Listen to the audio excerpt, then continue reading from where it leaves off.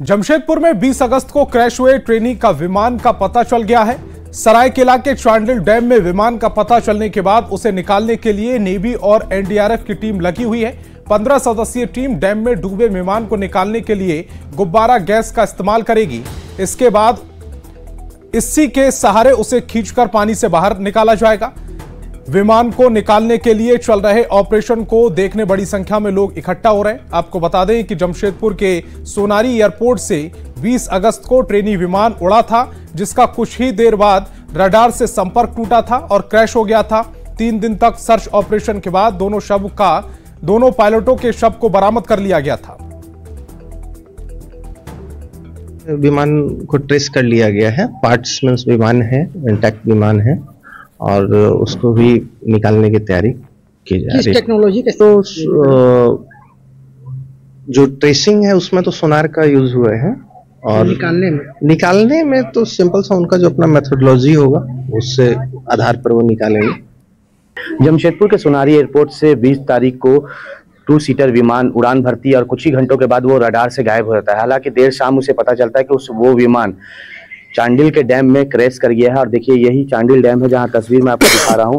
हालांकि उसमें 2 पायलट थे, दोनों का शव जो है 2 दिनों के बाद शव बरामद कर लिया गया है, मगर 6 दिनों से रेस्क्यू ऑपरेशन लगातार जारी है। तमाम जो टीम है, एनडीआरएफ की टीम हो चाहे नेवी की टीम हो, लगातार जो है वो बीच में यहाँ चांडिल डैम के बीचों बीच जो है यहाँ से 10 किलोमीटर दूर पर वो विमान निकालने के जो प्रयास है वो किया जा रहा है। हालांकि आज कुछ समय बारिश भी होने के कारण से जो है वो काफी परेशानी हुई है। जिन लोगों को पता चला है कि विमान गिरा है और विमान आज निकाला जा रहा है, वह उस विमान को देखने के लिए हमें लोग पहुंचे हैं। इस सुरक्षा को लेकर जिला प्रशासन के भी लोग यहाँ पर मौजूद है और जैसे ही विमान निकलेगा उसकी अगली कार्रवाई जिला प्रशासन करेगा। मगर हम कुछ लोगों से बात करेंगे। शायद हमको लगता है 5-7 दिन के पहले का सप्ताह होने गया है, तो अभी तक 2 शव बरामद हो चुकी है और आज शायद विमान एक है और मिलने की संभावना है। हम लोग इसीलिए रुके हुए हैं कि चाहे कुछ नेवी का टीम है, कुछ अगर आज सक्सेसफुल अगर हो पाती है तो बहुत अच्छा है, बढ़िया है। बता दूं कि बैलून के माध्यम से जो है नीचे टीम उतर चुकी है और विमान को जैसे ही ऊपर लाया जाएगा उसके बाद जो है नेवी की टीम उसे लेकर यहाँ किनारे में पहुंचेगी। मगर सभी को इंतजार है कि जल्द से जल्द विमान को निकाल लिया जाए। न्यूज़ 18 के लिए जमशेदपुर से आशीष कुमार। राजधानी रांची में कल से ई रिक्शा, सीएनजी ऑटो और डीजल ऑटो चालक अनिश्चितकालीन हड़ताल पर रहेंगे। ऑटो चालक संघ ने इसकी घोषणा कर दी है। रांची में ऑटो चालकों ने आरटीओ और ट्रैफिक एसपी का पुतला दहन कर हड़ताल को सफल बनाने का आह्वान किया। रांची में ई रिक्शा के लिए 113 रूट, ऑटो के लिए 17 रूट बनाए जाने से ऑटो चालक नाराज हैं। ये लोग सिटी पास देने की मांग कर रहे हैं। 20 किलोमीटर का जो रूट सिटी पास था वो सिटी पास दिया जाए और नहीं तो हम लोग कल से अनिश्चितकालीन स्ट्राइक पर रहेंगे। हम लोग बंदी का पूरी तैयारी कर लिए हैं। सारे चालक कल से स्ट्राइक पर रहेंगे। बिना ई रिक्शा, बिना ऑटो, बिना सीएनजी टेम्पो के बिना सड़क पर निकलेंगे। अगर जो लोग भी गाड़ी निकालेंगे जो गाड़ी को हम लोग तत्काल बंद कराएंगे। एक ही मांग है, ई रिक्शा चालक और डीजल चालक और सीएनजी चालकों को जो परेशान किया जा रहा है, जो कानून तोड़ा जा रहा है, वो कानून को बंद किया जाए। और मुख्यमंत्री मैया सम्मान योजना का प्रमंडल स्तरीय कार्यक्रम मंगलवार को दुमका के जामा प्रमंडल में होगा।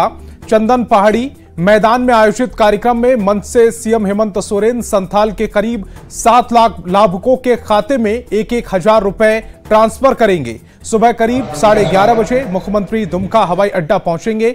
इसके बाद वे सड़क मार्ग से कार्यक्रम स्थल जाएंगे।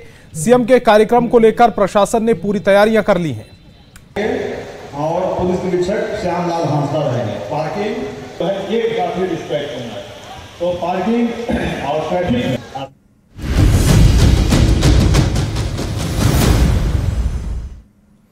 और रांची से बड़ी खबर मिल रही है। बीजेपी के 4 नए प्रवक्ता बनाए गए हैं। चुनाव से पहले बीजेपी की तैयारियां तेज हैं। पार्टी में 4 नए प्रवक्ता बनाए गए हैं। पूर्व सांसद गीता कोड़ा को प्रवक्ता बनाया गया है। प्रदीप सिन्हा, अजय शाह भी प्रवक्ता बने हैं। इसके अलावा जो चौथा नाम है वो विजय चौरसिया का है। उन्हें भी प्रवक्ता पद की जिम्मेदारी सौंपी गई है। झारखंड बीजेपी की ओर से पत्र भी जारी कर दिया गया है। तो बड़ी खबर आपको बता रहे हैं, पूर्व सांसद गीता कोड़ा को प्रवक्ता बनाया गया है, प्रदीप सिन्हा को प्रवक्ता बनाया गया है। इसके अलावा अजय शाह और विजय चौरसिया को भी प्रवक्ता पद की जिम्मेदारी सौंपी गई है। झारखंड बीजेपी की ओर से पत्र भी जारी कर दिया गया है।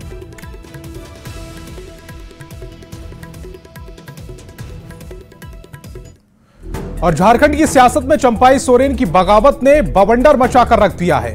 5 दशक तक जेएमएम की सियासत में सक्रिय रहे चंपाई सोरेन के ताजा रुख से बीजेपी खुश है तो जेएमएम में खलबली मची हुई है।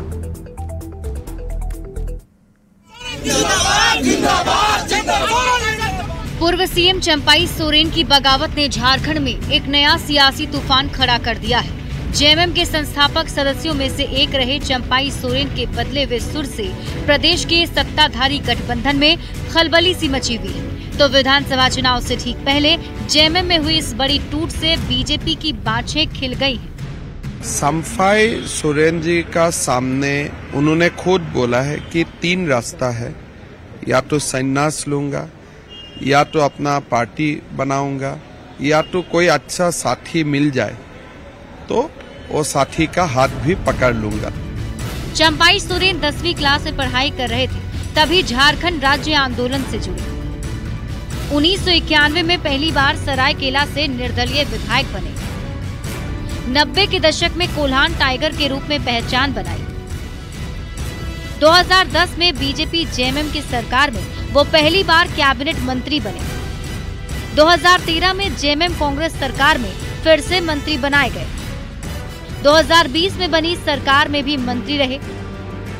हेमंत सोरेन जेल गए तो 2 फरवरी 2024 से 3 जुलाई 2024 के बीच उन्होंने झारखंड के मुख्यमंत्री की कुर्सी संभाली, पर 5 दशक के बाद अब उनका जेएमएम से मोहभंग हो चुका है। जो कुछ कर रहे हैं वो उनके लिए आत्मघाती कदम है। 40 साल से जो उन्होंने सम्मान कमाया वो किसी के बहकावे में आकर उस सम्मान को उन्होंने खुद गंवाने का काम किया है। आज भी झारखंड मुक्ति मोर्चा के ओर से उनके खिलाफ कोई शब्द का इस्तेमाल नहीं हुआ है। चंपाई सोरेन के बागी तेवर से झारखंड की सियासी हवा का रुख ही पूरी तरह से बदल गया है। बीजेपी इस मौके को लपकने की कोशिशों में जुटी हुई है तो जेएमएम ने डैमेज कंट्रोल में पूरा जोर लगा दिया है। और धनबाद से बड़ी खबर मिल रही है। धनबाद में सीबीआई की दबिश हुई है। सीबीआई सूत्रों के हवाले से बड़ी खबर मिल रही है। इनकम टैक्स ऑफिस में इस समय रेड चल रही है। इनकम टैक्स के अधिकारी भी आरोपी हैं। जिले में 3 जगहों पर सीबीआई की रेड चल रही है। बड़ी खबर आपको बता रहे हैं धनबाद से। और संजय गुप्ता हमारे संवाददाता ज्यादा जानकारी के साथ फोन लाइन पर जुड़ रहे हैं। संजय, सीबीआई की रेड बताई जा रही है धनबाद में 3 जगहों पर। धनबाद की सीबीआई टीम देर शाम को जो है यहाँ पर दबिश दी है। बताया जा रहा है कि आउटसोर्सिंग में जो है तो किसी वाहन के सप्लाई का मामला था जिसे लेकर रेड चल रही थी। इनकम टैक्स इस मामले को देख रहे थे। सीबीआई की टीम जब इस मामले में इसको टेक ओवर की तो सीबीआई इनकम टैक्स के अधिकारी से जब उस मामले को देखे तो यहाँ गुरपाल सिंह के जो है वहाँ पर कई अहम कागजात मिले और उस कागजात के आधार पर अशोक चौरसिया, गुरपाल सिंह और एसपी पूर्वे के घर पे जो है छापेमारी की जा रही। बताया ये भी जा रहा सूत्र ये भी बता रहे हैं कि सीबीआई की टीम जो है इनकम टैक्स के अधिकारी का आरोपी बनने के बाद धनबाद सीबीआई के कार्यालय में भी दबिश दी है। फिलहाल इस मामले में 3 से 4 लोगों को हिरासत में लेने की बात लगातार तीनों जगहों पर जो है तो छापेमारी करे। फिलहाल इस मामले में क्या कुछ और आता है इसका इंतजार करना होगा, लेकिन जिस तरीके से इनकम टैक्स के अधिकारी भी इसमें आरोपी हैं वो कहीं ना कहीं एक बड़ी बात है। उसके बाद इनकम टैक्स के अधिकारी के फाइलों में गुरपाल सिंह के कागजात मिलते हैं जिसमें अरबों खरबों रुपये के हिसाब के लेन देन थे, जिसमें इनकम टैक्स की जो है उसमें कोई तरह का टैक्स पे नहीं किया गया था। उसी कड़ी को जोड़ते हुए सीबीआई की टीम जो है इस मामले में फिलहाल जांच कर रही है और जांच के बाद ही पता चल सकता है कि आखिर बात क्या थी, गुरपाल सिंह के उसमें क्या इन्वॉल्वमेंट थी। और सीबीआई के अधिकारी ये भी देखेंगे कि जो इनकम टैक्स के अधिकारी को इसकी क्या इन्वॉल्वमेंट थी। फिलहाल थोड़ा इंतजार करना होगा। बाकी संजय थोड़ा इंतजार करना होगा और इंतजार के बाद जो तस्वीर सामने आएगी उम्मीद है कि वो बिल्कुल क्लियर होगी। आप हमारे साथ जुड़े, आपका बहुत बहुत शुक्रिया।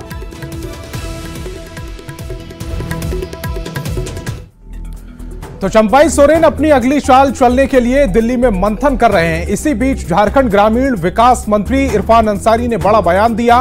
इरफान अंसारी ने कहा कि अगर चंपाई सोरेन बीजेपी के इशारे पर काम कर रहे हैं तो वे आने वाले समय में जीरो हो जाएंगे, क्योंकि हेमंत सोरेन ने बड़ा दिल दिखाते हुए उन्हें सीएम बनाया था।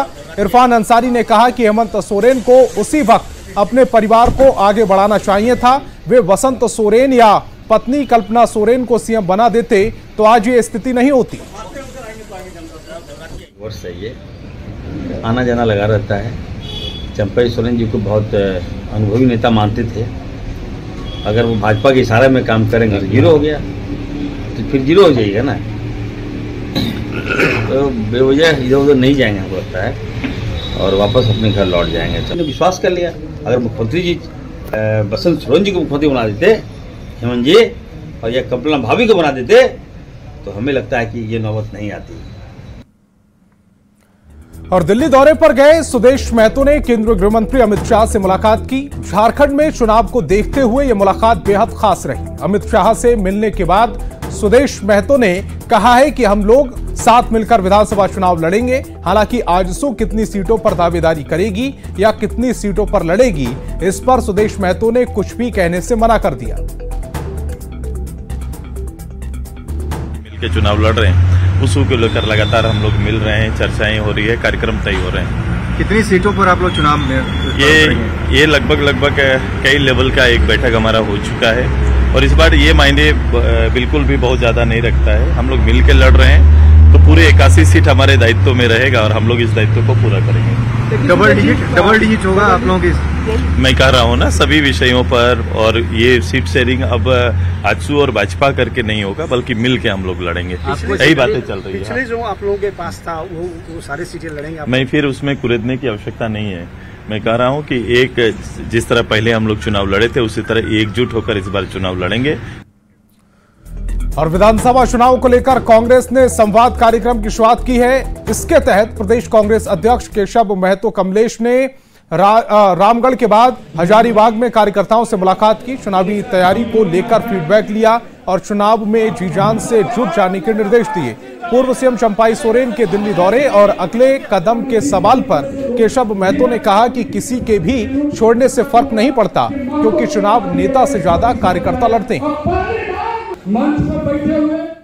चंपई सोरेन की अपना व्यक्तिगत फैसला है, उसके संबंध में कुछ नहीं बोल सकता। क्या इसका असर पड़ेगा चुनाव में? चुनाव पर नेता आते हैं, चले जाते हैं। चुनाव के कार्यकर्ता ही उसके पूंजी होते हैं, और कार्यकर्ता गठबंधन सरकार के साथ है, कांग्रेस के साथ है, जेएमएम के साथ है, राजद के साथ है। झारखंड में बांग्लादेशी घुसपैठ के सवाल पर एक बार फिर से सियासत गर्मा गई है। बीजेपी ने सत्ताधारी गठबंधन पर आरोप लगाया है, तो जेएमएम ने भी जोरदार पलटवार किया है। झारखंड में बांग्लादेशी घुसपैठ को लेकर गरमाई सियासत थमने का नाम नहीं ले रही। इस मुद्दे पर पिछले दिनों अदालत में राज्य सरकार की किरकिरी हो चुकी है। अब जैसे जैसे विधानसभा चुनाव की घड़ी नजदीक आ रही है, वैसे वैसे बीजेपी के नेता और कार्यकर्ता सत्ताधारी गठबंधन पर लगातार हमलावर होते जा रहे हैं। झारखंड दौरे पर आए बीजेपी के चुनाव सह प्रभारी हेमंता बिस्वा शर्मा ने भी जेएमएम पर जोरदार हमला बोला। वही है ना, घुसपैठियों का मुद्दा चुनाव का बाद भी, चुनाव का पहले भी एक बहुत बड़ा मुद्दा है। तो उस मुद्दे में हम राजनीति नहीं करना चाहता। जेएमएम भी हमको सपोर्ट करे, हम भी जेएमएम को सपोर्ट करता हूं। घुसपैठियों को झारखंड से बाहर निकालना। बांग्लादेश में एक समुदाय विशेष जिस प्रकार से तांडव कर रहा है, यह बहुत ही खतरनाक है, निंदनीय है। यानी हम कह सकते हैं कि मुस्लिम समुदाय के कट्टरपंथियों ने ऐसा करना प्रारंभ किया। हम जहां बैठे हैं, ये लोहरदगा, इन शहरों में भी डेमोग्राफी खराब करने में, बदलने में इसकी बहुत बड़ा षड्यंत्र चल रहा है। डेमोग्राफी को लेकर बीजेपी की ओर से गठबंधन सरकार पर ताबड़तोड़ हमले किए जा रहे हैं, तो भला जेएमएम चुप क्यों रहे? जेएमएम प्रवक्ता डॉक्टर तनुज खत्री ने तुरंत पलटवार किया। उन्होंने कहा कि जब 10 साल तक बीजेपी की सरकार रही, उस समय बांग्लादेशी घुसपैठ पर क्यों नहीं रोक लगाई गई? उन्हें केंद्रीय गृह मंत्री अमित शाह जी से पूछना चाहिए कि पिछले 10 सालों से उनकी सरकार है, तो क्यों नहीं रोक पा रहे हैं वो घुसपैठ बॉर्डर पर? ये सवाल लेकर के झारखंड में आते हैं।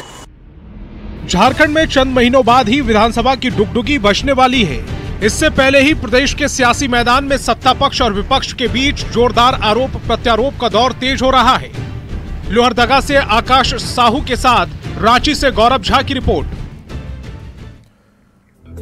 विश्व प्रसिद्ध श्रावणी मेला का सफलतापूर्वक समापन हो गया। मेले के समापन के बाद देवघर डीसी ने कहा है कि इस बार के श्रावणी मेले में 47,28,000 से ज्यादा कांवरियों ने बाबा भोलेनाथ का जलाभिषेक किया। इस मेले के दौरान बाबा बैद्यनाथ धाम मंदिर के कुल 6,62,62,312 रुपए विभिन्न स्रोतों से आमदनी हुई है। डीसी विशाल सागर ने बताया कि 2019 के बाद पहली बार इतनी बड़ी संख्या में श्रद्धालु बाबा बैद्यनाथ धाम पहुंचे। के राजकीय श्रावणी मेला में अप्रत्याशित संख्या में श्रद्धालु आए और बाबा पे जलाभिषेक करने में सफल रहे हैं। जो हमारे पास में ऑफिशियल फिगर्स हैं उसके अनुसार 47,28,544 ये एग्जैक्ट फिगर जो हमारे पास में हैं, इतने श्रद्धालुओं ने बाबा पे जलाभिषेक किया। इसमें बड़ी संख्या में बाह्य अर्घा के माध्यम से भी श्रद्धालुओं ने जलाभिषेक किया है। रांची में श्री कृष्ण जन्माष्टमी की धूम देखी जा रही है। अल्बर्ट एक्का चौक पर श्री कृष्ण जन्माष्टमी महोत्सव समिति की ओर से भव्य कार्यक्रम आयोजित किया जा रहा है। समिति के संरक्षक संजय सेठ और मुकेश काबरा ने बताया कि 9 साल से अल्बर्ट एक्का चौक पर दही हांडी प्रतियोगिता का आयोजन किया जा रहा है। कल दही हांडी प्रतियोगिता का आयोजन के साथ समारोह का समापन होगा, जिसमें राज्यपाल संतोष गंगवार, पूर्व केंद्रीय मंत्री अर्जुन मुंडा समेत कई बड़ी हस्तियां शामिल होंगी। और हम आभार व्यक्त करते हैं अपने 20 जुलाई को कारगिल विजय दिवस का रजत जयंती वर्ष मनाया। आज उसी का रूप ये सेना को, ऐसी वीर सेना को सुपुर्द है। ये कारगिल विजय का यह दृश्य भगवान श्री कृष्ण यहाँ पर विराजमान है। ये झांकी अद्भुत झांकी है। आज झांकी का उद्घाटन हुआ और कल दही हांडी प्रतियोगिता, जहां महिला गोविंदा, जहां पुरुष गोविंदा की जो टीम होगी 25 फीट के ऊपर दही हांडी की है, उसको नारियल से उस पर रखा है, उसे फोड़ना है। 1 लाख का प्रथम पुरस्कार है, फिर 51,000 31,000 का पुरस्कार है। महिला गोविंदा जो होंगी उनको 51,000 31,000 का पुरस्कार है। अद्भुत दृश्य होता है दही हांडी फोड़ने का, ये माखन चोर लड्डू गोपाल का। और आज जो भगवान का भोग लग रहा है, ये 51 केजी का जो हमारा मोटा अनाज मिलेट्स है, जो प्रधानमंत्री नरेंद्र मोदी जी ने 2023 को पूरी दुनिया ने मोटा अनाज वर्ष मनाया, मिलेट वर्ष। आज भी, पिछले साल भी हम लोग ने मिलेट्स का भोग लगाया था। आज भी मिलेट्स का ही 51 किलो का भगवान का भोग लग रहा है। और यहां पर एक छोटे से ब्रेक के लिए रुकेंगे।